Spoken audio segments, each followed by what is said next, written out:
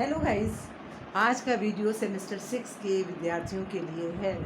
Paper का नाम है ग्रोथ एंड डेवलपमेंट और चैप्टर का नाम है असंतुलित विकास का सिद्धांत।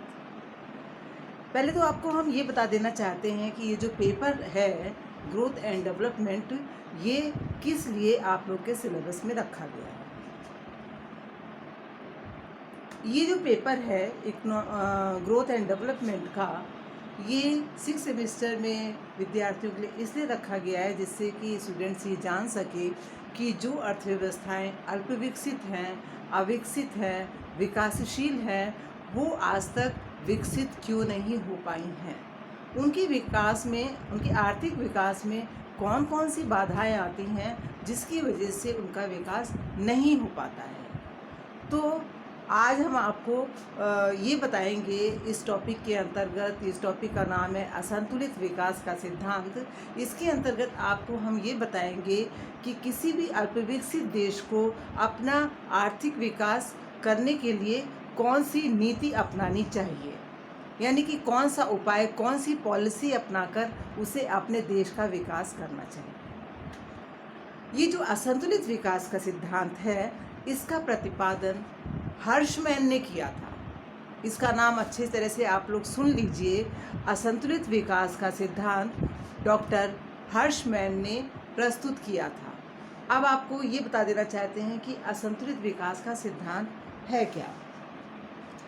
असंतुलित विकास का सिद्धांत ये बताता है कि यदि अल्पविकसित अर्थव्यवस्था को विकास के रास्ते पर ले जाना है, यानी अल्पविकसित अर्थव्यवस्था को अगर विकसित अर्थव्यवस्था में परिवर्तित करना है, उसे विकास की ओर अग्रसर करना है, तो इसके लिए अर्थव्यवस्था के सभी क्षेत्रों में, बहुत सारे क्षेत्र होते हैं अर्थव्यवस्था के, कृषि क्षेत्र, उद्योग क्षेत्र, सेवा क्षेत्र, अन्य क्षेत्र, तो सभी क्षेत्रों में एक साथ विनियोग नहीं करना चाहिए, बल्कि कुछ चुने हुए, कुछ महत्वपूर्ण क्षेत्रों में पहले निवेश करना चाहिए, उसके बाद में अन्य क्षेत्रों में निवेश करना चाहिए। ऐसा क्यों?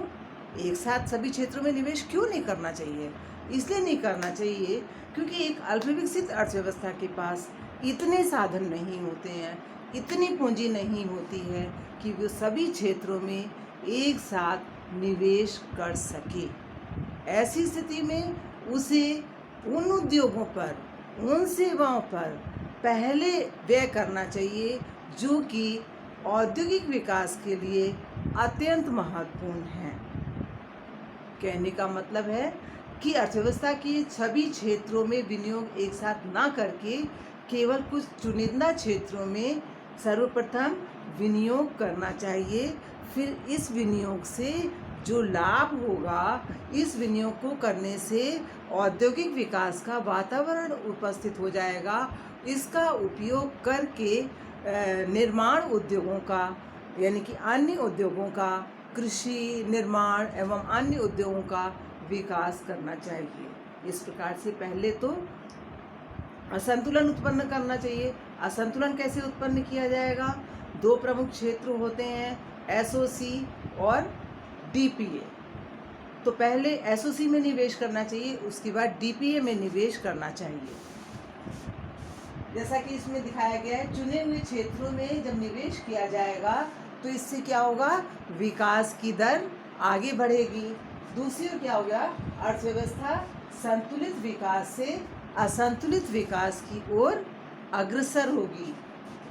अर्थव्यवस्था संतुलित से असंतुलित विकास की ओर अग्रसर होगी। यानी कि इस सिद्धांत में संतुलित से असंतुलित की ओर, अर्थव्यवस्था असंतुलित से संतुलित की ओर, असंतुलित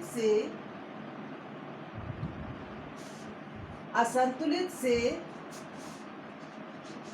संतुलित की ओर विकास करेगी। कहने का मतलब ये है कि कुछ चुने हुए क्षेत्रों में निवेश करने से विकास की गति तो बढ़ती ही है, बल्कि दूसरी ओर क्या होता है कि अर्थव्यवस्था असंतुलित विकास से संतुलित विकास की ओर अग्रसर होती है। जैसा कि हम पहले ही बता चुके हैं कि असंतुलित विकास सिद्धांत का प्रतिपादन किसने किया था? हर्शमैन ने किया था। हर्शमैन ने ये बताया है कि अल्पविकसित देशों को विकास के मार्ग पर लाने का उपाय ये है कि अर्थव्यवस्था में जानबूझकर पहले डिसइक्विलिब्रियम यानी कि असंतुलन उत्पन्न किया जाए, जो स्वयं आर्थिक विकास का ये जो असंतुलन है ये एक समय के बाद स्वयं आर्थिक विकास का मार्ग खोल देगा। असंतुलन को महत्व दिया इन्होंने, इससे प्रभावित होकर संतुलन की क्रिया जो है वो स्वतः कार्य करने लगती है। कहने का मतलब है कि अल्पविकसित अर्थव्यवस्था को अगर अपना विकास करना है तो उसे सभी क्षेत्रों में अपना निवेश नहीं करना चाहिए, बल्कि पहले उन उद्योगों में निवेश करना चाहिए जिनमें निवेश करना लाभदायक होता है, जिनमें निवेश करने से औद्योगिक वातावरण उत्पन्न हो जाए जिससे कि अन्य उद्योगों का विकास हो सके। इस प्रकार से अल्पविकसित अर्थव्यवस्था का विकास हो सकेगा। हर्शमैन ने अपने सिद्धांत में पहले असंतुलन को महत्व दिया है, इससे प्रभावित होकर संतुलन की जो प्रक्रिया है वो अपने आप प्रारंभ हो जाएगी। हर्शमैन ने निवेश के 2 क्रम निर्धारित किए हैं, मतलब किन क्षेत्रों में पहले निवेश करना चाहिए। एसओसी में निवेश, डीपीए में निवेश। सबसे पहले एसओसी में निवेश करना चाहिए। एसओसी क्या होता है? एसओसी का फुल फॉर्म है सोशल ओवरहेड कैपिटल। ध्यान से सुनिए, एसओसी का फुल फॉर्म है सोशल ओवरहेड कैपिटल, यानी कि सामाजिक ऊपरी सेवाएं, सामाजिक ऊपरी पूंजी, सोशल ओवरहेड कैपिटल। इनमें निवेश करने से क्या होता है? मितव्यताओं का निर्माण होता है। इनमें निवेश करने से बाहरी मितव्यताएं उत्पन्न करती हैं। और जो डीपीए होती हैं, डीपीए का मतलब है डायरेक्ट प्रोडक्टिव एक्टिविटीज़, यानी कि प्रत्यक्ष निर्माणी उद्योग। डीपीए क्या करते हैं? जो निर्माणी उद्योग हैं वो मितव्यताओं को प्राप्त करते हैं। जो मितव्यताएं हमें मिली है कहाँ से? एसओसी में निवेश करने से जो मितव्यताएं प्राप्त हुई हैं उन मितव्यताओं को कौन प्राप्त करता है? डीपीए प्राप्त करता है। डीपीए का मतलब है डायरेक्ट प्रोडक्टिव एक्टिविटीज़, प्रत्यक्ष उत्पादक क्रियाएं। तो इस प्रकार से हर्शमैन ने 2 प्रमुख क्षेत्रों में निवेश बताया है, एसओसी में निवेश और डीपीए में निवेश। पहले निवेश किस में करना चाहिए? एसओसी में निवेश करना चाहिए, उसके बाद में डीपीए में निवेश करना चाहिए। एसओसी क्या कहलाता है? एसओसी में वो सुविधाएं, वो सेवाएं शामिल होती हैं जिनसे एक औद्योगिक विकास का वातावरण उत्पन्न होता है, जैसे कि बिजली, सिंचाई, यातायात के साधन। इनमें निवेश करना ये एसओसी में निवेश करना कहलाता है। डीपीए से क्या होता है? डायरेक्ट प्रोडक्टिव एक्टिविटीज से क्या होता है? निर्माण को बढ़ावा मिलता है, निर्माण उद्योगों को बल मिलता है, इससे फाइनल प्रोडक्ट बढ़ता है। किससे बढ़ता है? एसओसी से नहीं, डीपीए से फाइनल प्रोडक्शन में वृद्धि होती है। एसओसी में सर्वप्रथम निवेश करना चाहिए, उसके बाद डीपीए को बढ़ाना आसान हो जाता है। जब एसओसी में निवेश किया जाएगा तो अपने आप ही उद्योगों की स्थापना का वातावरण, उद्योगों की स्थापना के लिए जो सुविधाएं चाहिए होती हैं वो सारी सुविधाएं उपलब्ध हो जाएंगी, जिससे कि डीपीए को बढ़ाना आसान होगा। कुल उत्पादन में और कुल आय में वृद्धि होगी, वो अर्थव्यवस्था विकास की ओर निश्चित रूप से अग्रसर होगी। अब प्रश्न ये होता है कि एसओसी में निवेश कौन करता है और डीपीए में निवेश कौन करता है? ये तो आपको पता लग गया है। विकास करना है तो पहले एसओसी में निवेश करना चाहिए, ना कि डीपीए में। एसओसी में निवेश करना चाहिए, उसके बाद अपने आप ही डीपीए में लोग निवेश करने लगेंगे। एसओसी में निवेश बड़ी मात्रा में होता है। इस निवेश को पूरा करने का कार्य सरकार करती है, यानी कि एसओसी में निवेश कौन करता है? सरकार करती है, क्योंकि ये बड़ी मात्रा में होता है। एसओसी में निवेश करने से क्या होता है, उद्योगपतियों के सामने उद्योगों की स्थापना का वातावरण उत्पन्न हो जाता है। जब उनके सामने उद्योगों की स्थापना का वातावरण उत्पन्न हो जाएगा तो उत्पादन लागत भी कम आएगी उनके, तो वो डीपीए में अधिक से अधिक निवेश के लिए प्रेरित होंगे, क्योंकि उनको पता है कि अब हमें निवेश करने से लाभ होने वाला है, निवेश करने से अब उत्पादन लागत में कमी होगी, जिससे कि वो डीपीए में निवेश के लिए प्रेरित होंगे। इस प्रकार एसओसी में निवेश हो गया और उसकी प्रेरणा से डीपीए में भी निवेश हो गया, तो कुल मिला के निवेश बढ़ गया, सभी क्षेत्रों का विकास भी होने लगा। इस प्रकार से अल्पविकसित अर्थव्यवस्था विकास के मार्ग पर आगे बढ़ती है। अल्पविकसित देशों के आर्थिक विकास, इस प्रकार से हार्शमैन ने बताया है कि अल्पविकसित देशों को अगर अपना विकास करना है तो असंतुलित विकास की नीति को अपनाना चाहिए।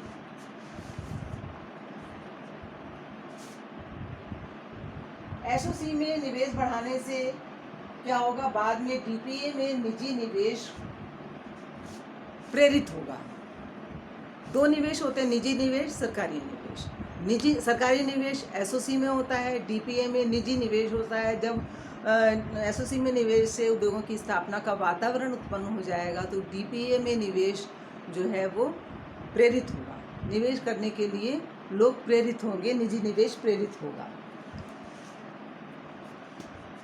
अर्थव्यवस्था में दो प्रकार से असंतुलन उत्पन्न किया जाता है। इस तरह से आपने देखा कि पहले एसओसी से असंतुलन, फिर दूसरा तरीका क्या है, डीपीए से असंतुलन। डीपीए में अगर पहले निवेश किया जाएगा तो क्या होगा, अगर डीपीए में पहले निवेश किया जाए और एसओसी में बाद में निवेश किया जाए तो क्या होता है। देखिए, डीपीए में से अगर असंतुलन उत्पन्न किया जाता है, पहले डीपीए में निवेश से उत्पादन लागत बढ़ेगी।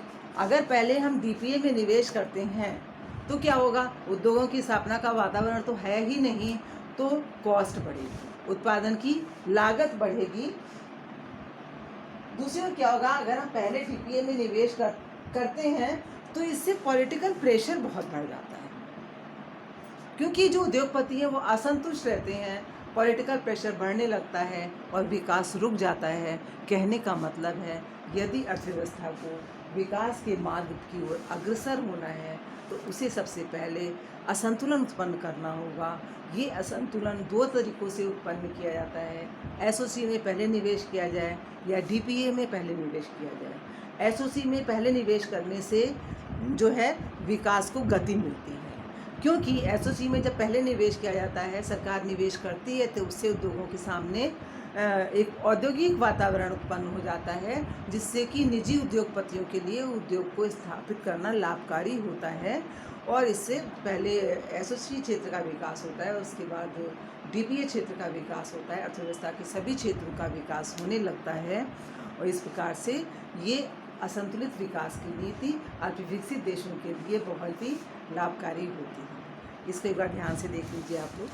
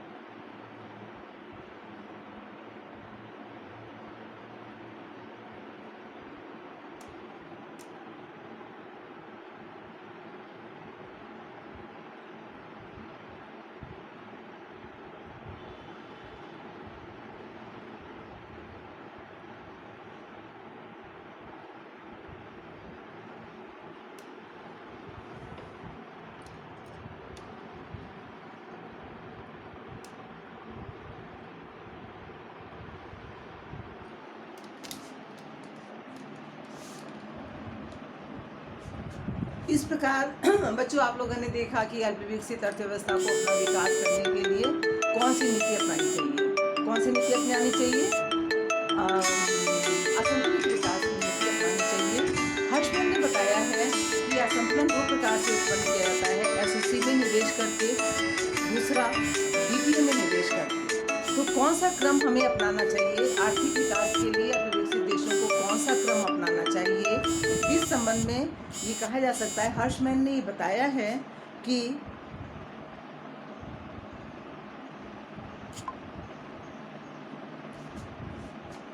निवेश का कौन सा क्रम अपनाना चाहिए, एसओसी में पहले निवेश या पहले डीपीए में निवेश। इस संबंध में हर्षमैन का कहना है कि हमें वो निवेश पहले करना चाहिए जो कि आत्म प्रणोदी हो। आत्म प्रणोदी का मतलब होता है सेल्फ प्रोपेलेंट हो। सेल्फ प्रोपेलेंट का मतलब ये होता है कि उसमें निवेश करने से वो खुद ऐसा वातावरण उपस्थित कर दे, खुद लाभ दे सके और ऐसा वातावरण, औद्योगिक वातावरण उत्पन्न कर सके जिससे कि अन्य क्षेत्रों का, अन्य उद्योगों का भी विकास हो सके। तो इस प्रकार से विकसित अर्थव्यवस्थाओं को कौन सा विकास निवेश का क्रम अपनाना चाहिए, पहले एसओसी में निवेश करना चाहिए, उसके बाद डीपीए में निवेश करना चाहिए, क्योंकि एसओसी में निवेश करना आत्म प्रणोदी, सेल्फ प्रोपेलेंट होता है। बस आज के वीडियो के लिए बच्चों इतना ही।